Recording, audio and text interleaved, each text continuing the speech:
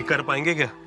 इनका तो पता नहीं, पर उसने तो कर दिखाया। कोटक फ्लेक्सी कैप फंड 15 सालों से मार्केट के अप्स एंड डाउन्स में फ्लेक्सिबिलिटी के साथ लार्ज, मिड और स्मॉल कैप में इन्वेस्ट कर रहा है, जिससे इन्वेस्टर्स को लॉन्ग टर्म इन्वेस्टेड रहने का हौसला भी मिलता है। म्यूचुअल फंड निवेश बाजार के जोखिमों के अधीन है। योजना Global growth supported by tech investments, accommodative financial conditions, and large-scale fiscal stimulus is expected to be marginally stronger this year than projected earlier. However, the confluence of escalating geopolitical frictions and rising trade tensions is unraveling the existing world economic order. Inflation outcomes are heterogeneous across jurisdictions, remaining above target in most advanced economies, prompting divergence in monetary policy actions as central banks near the end of their current easing cycles. Against a global backdrop that has increasingly become more cautious, bond market sentiments remain bearish, reflecting fiscal sustainability concerns. However, equity markets driven by tech stocks remain upbeat. The Monetary Policy Committee met on 4th, 5th, and today to deliberate and decide on the policy repo rate after a detailed assessment of the evolving macroeconomic conditions and the economic outlook. The MPC voted unanimously to keep the policy repo rate unchanged at 5.25%. Consequently, the STF rate remains at 5% and the MSF rate and the bank rate at 5.5%. The MPC also decided to continue with the neutral stance. I shall now briefly set out the rationale for the MPC's decisions. The MPC noted that since the last policy meeting, external headwinds have intensified. Though the successful completion of trade deals augurs well for the economic outlook. Overall, the near-term domestic inflation and growth outlook remain positive.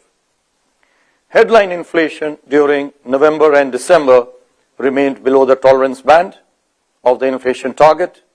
The revised outlook for CPI inflation in Q1 and Q2 of next year at 4% and 4.2% respectively, revised slightly upwards, continues to be benign and near the inflation target. The slight upward revision in the inflation outlook is primarily due to increase in prices of precious metals, which contribute about 60 to 70 basis points. The underlying inflation continues to be low. On the growth front, economic activity remains resilient. The first advanced estimates suggest continuing growth momentum, driven by domestic factors amidst a challenging external environment. The growth outlook too remains favorable. Based on a comprehensive review of the domestic macroeconomic conditions and the outlook, the MPC therefore was of the view that the current policy rate is appropriate, and accordingly it voted to continue with the existing policy rate. It also agreed to retain the neutral stance. Going forward, the MPC will be guided by the evolving macroeconomic conditions and the outlook, based on the data from the new series in charting out the future course of monetary policy action. You are all aware that in a few days we will have a new series for both GDP as well as inflation. I will now dwell on the assessment of growth and inflation. First, growth. The Indian economy continues on a steady improving trajectory, with real GDP poised to register significant higher growth of 7.4% this year as compared to the previous year. Amidst global headwinds, private consumption and fixed investment both supported growth. Net external demand, however, remained a drag, with imports outpacing exports. On the supply side, growth in real GVA on the back of a strong contribution from the services sector and revival in manufacturing activity is estimated at 7.3% this year. Going forward, economic activity is expected to hold up well in the next year. Agricultural activity will be supported by healthy reservoir levels, robust rabi sowing, and improvement in crop vegetation conditions. Improving corporate sector performance and sustained momentum in informal sector should boost manufacturing activity. Construction sector growth is expected to remain firm. Services sector should continue to be resilient with strengthening domestic demand. I'm begging you, stop using ChatGPT and Canva like a children's toy. AI will create more millionaires in 5 years than the internet did in 20. Do this for 15 minutes a day, and by February, you... The momentum in private consumption is expected to sustain next year. Rural demand remains steady with improving agricultural activity and rural labor market conditions.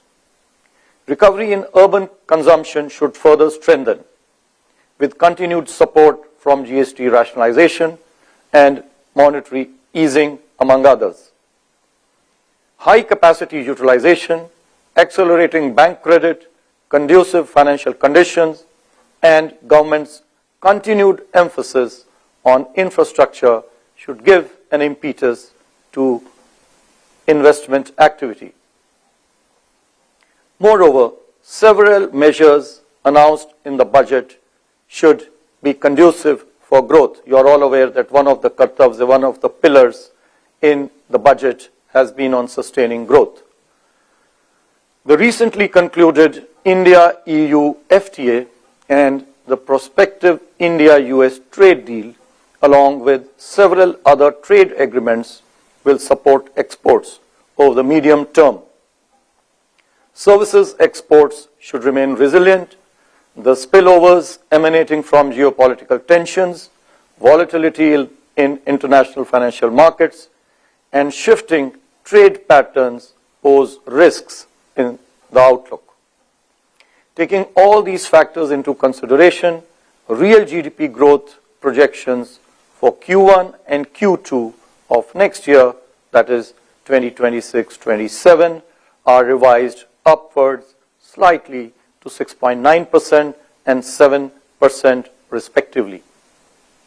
The risks are evenly balanced. I may mention that we are deferring the projections for the full year to the April policy, as the new GDP series will be released later in the month. I now come to inflation.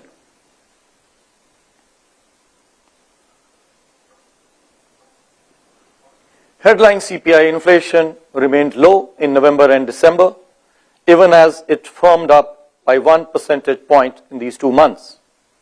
This increase was largely driven by the lower rate of deflation in the food group. Excluding gold, core inflation remained stable at 2.6% in December. Near-term outlook suggests that food supply prospects remain bright on the back of healthy kharif production, sufficient buffer stocks of food grains, favorable rabi sowing, and adequate reservoir levels. Core inflation, barring potential volatility induced by prices of precious metals, is expected to be range-bound. Geopolitical uncertainty, coupled with volatility in energy prices and adverse weather events, pose upside risks to inflation.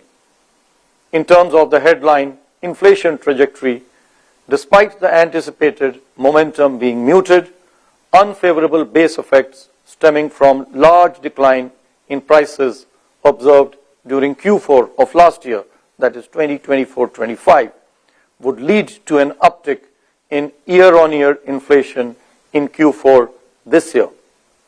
Considering all these factors, CPI inflation for this year, the current year 2025-26, is now projected at 2.1%, with Q4 at 3.2%. CPI inflation for Q1 and Q2 next year are projected at 4% and 4.2% respectively. Excluding precious metals, the underlying inflation pressures remain muted. The risks are evenly balanced.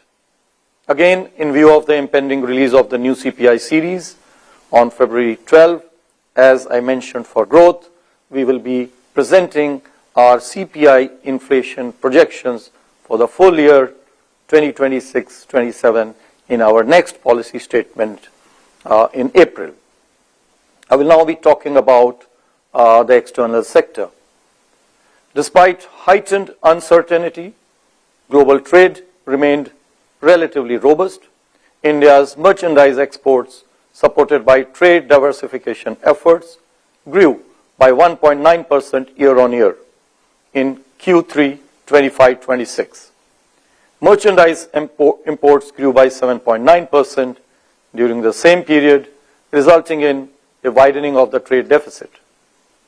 Robust services exports and healthy inward remittance receipts would, however, keep India's current account deficit for the current year moderate and sustainable.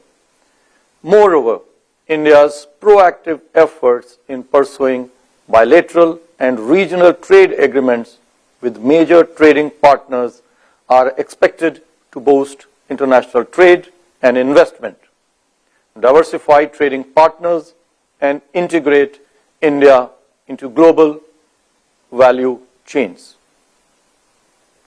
Even on the external financing side, gross FDI to India increased at a robust pace during April to November 2025, for which we have data till now. Net FDI too increased as repatriations declined despite a rise in outward FDI. India continues to remain an attractive FDI destination for greenfield projects, as evidenced by a number of announcements made in this regard. However, FPI recorded net outflows of 5.8 billion US dollars till February 3 this year. As on 30th January 2026, India's foreign exchange reserves stood at a very healthy 723.8 billion US dollars, providing a merchandise import cover of more than 11 months. Overall, India's external sector remains resilient. We are very confident of meeting our external financing requirements comfortably. Now I'll be speaking about the liquidity and the financial market conditions. System liquidity, as measured by the net position under the LAF, which is the Liquidity Adjustment Facility, stood at a surplus of 70,000 crore on a daily average basis since the last MPC meeting in December 2025. There has, however, been an uptick, I may mention, in February, and now it is almost 2 lakh crore rupees. The Reserve Bank undertook several measures to provide durable liquidity in December and January. Based on assessment of systemic liquidity and its outlook, we announced and undertook further durable liquidity augmenting measures in the second half of January and February 2026. In response to the cumulative 125 basis points cut in the policy repo rate, the weighted average lending rate of scheduled commercial banks has declined over this period till December, for which we have data till now, by about 105 basis points. I may mention that the interest rate effect is 94 basis points. Similarly, the weighted average domestic term deposit rate on an average on fresh deposits declined by 95 basis points. This decrease on an outstanding deposit basis is 41 basis points over the same period. Coming to money markets, especially for CPs and CDs, that is commercial papers and certificates of deposits, the rates tightened in January 2026 after softening till December as a result of moderation, as a result of various factors, including moderation in surplus liquidity, excess supply from bunching of redemptions in CPs and CDs in January, and then there is always the year-end effect in the last quarter of the year. G-Sec yields mirroring global trends have continued to harden over the last 8 months due to a host of factors. Going ahead, the Reserve Bank will remain proactive in liquidity management and ensure sufficient liquidity in the banking system to meet the productive requirements of the economy and to facilitate monetary policy transmission. Liquidity management would be preemptive with sufficient allowance for unanticipated fluctuations in government balances, changes in currency in circulation, and forex intervention, etc.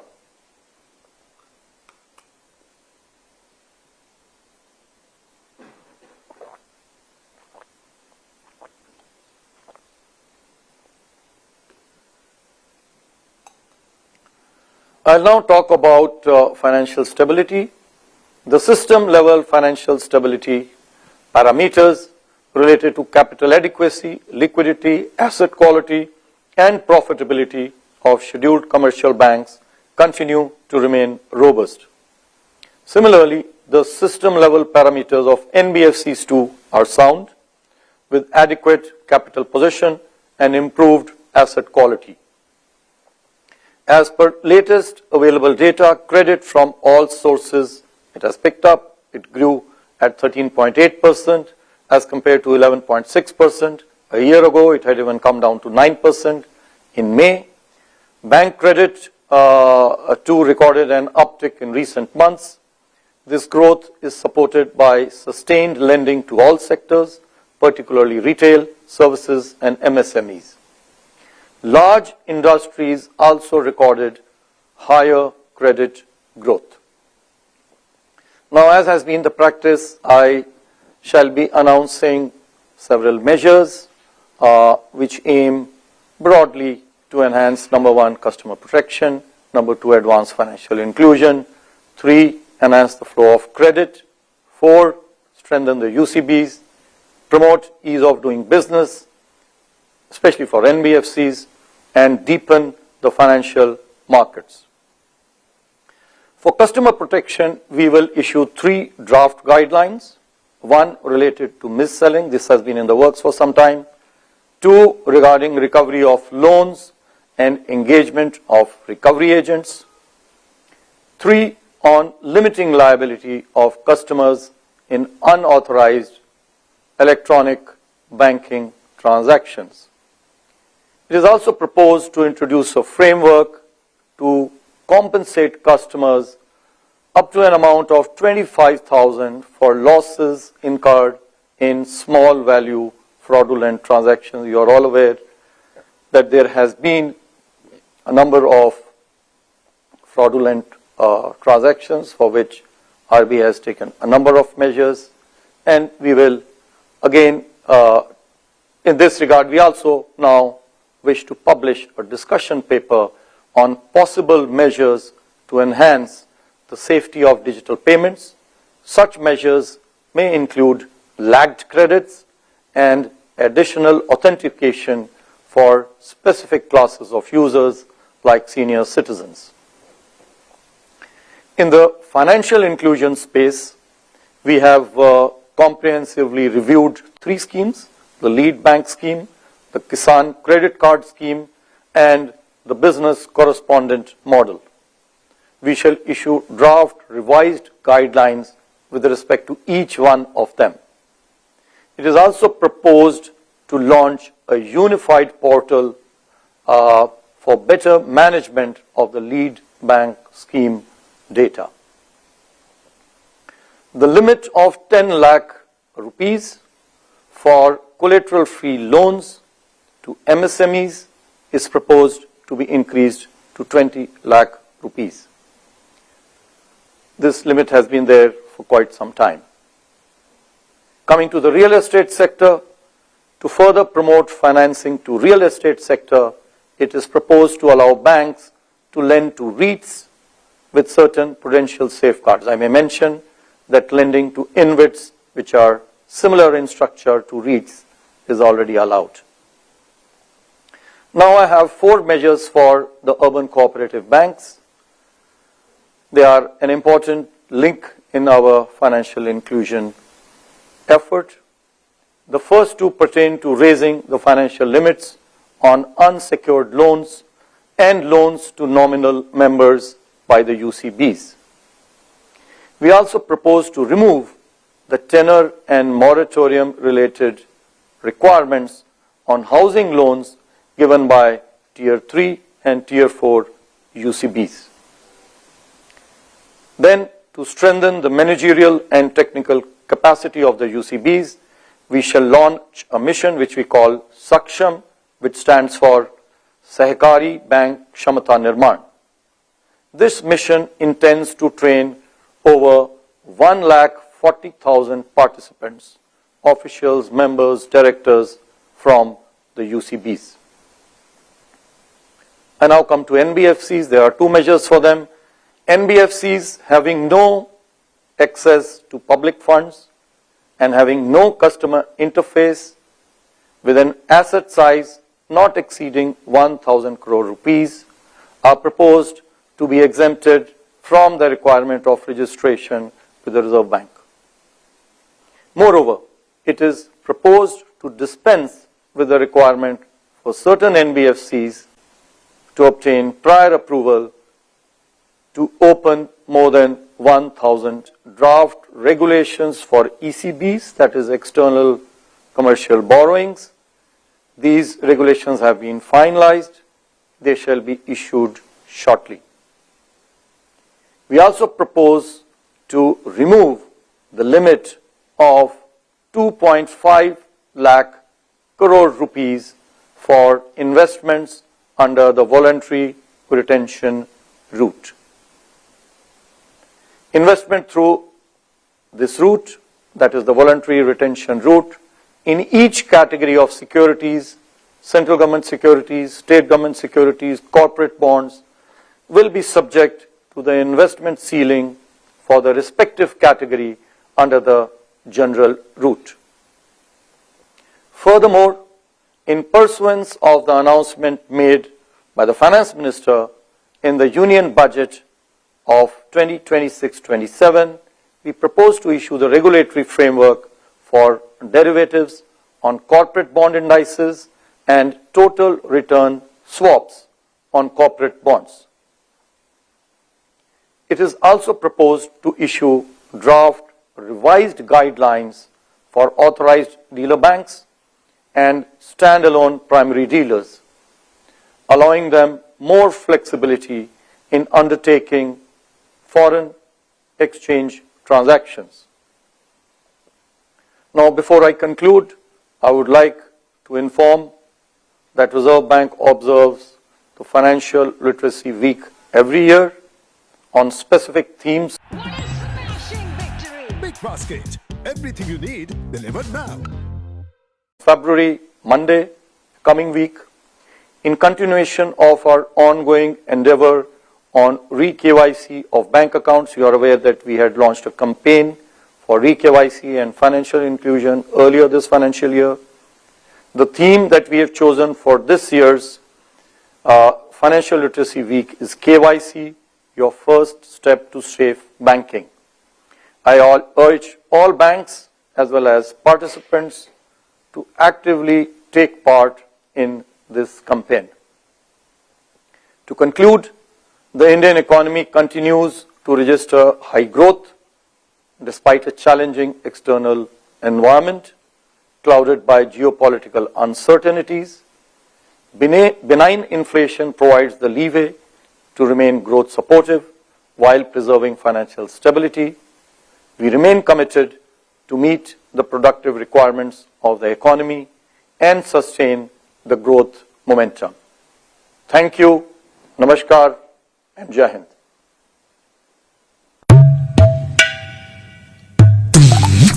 And elevated uncertainty, the Indian economy